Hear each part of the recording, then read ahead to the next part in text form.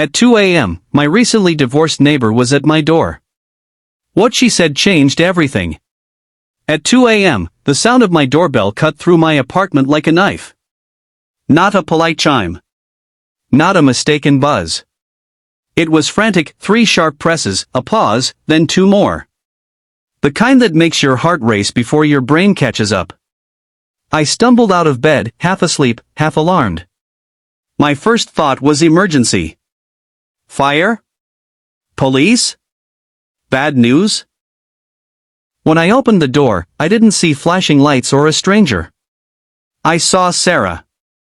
My neighbor from across the hall. Recently divorced. Early 30s. Usually quiet. Always polite. The kind of person you nod at in the hallway but never really know. She was barefoot.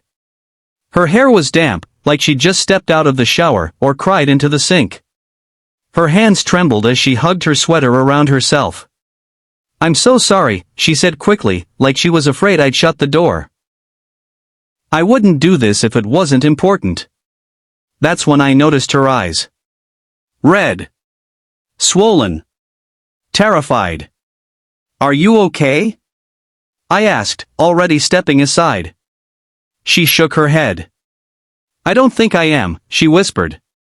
I put the kettle on, more out of instinct than thought. At 2 a.m., tea feels like the safest answer to anything. Sarah sat at my kitchen table, staring at her hands like they belonged to someone else. The silence stretched, heavy and uncomfortable, until she finally spoke. "I almost didn't come," she said. "I stood outside your door for 10 minutes. Why did you?" I asked gently. She swallowed hard. "Because you smiled at me last week." I blinked. What?" "In the hallway," she said. "I dropped my keys. You picked them up. You asked how I was doing.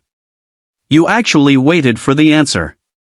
I felt a strange knot in my chest.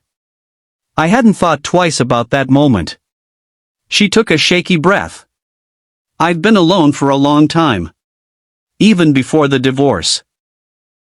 Tonight it got too quiet. Her voice cracked. I realized I didn't trust myself to be alone anymore.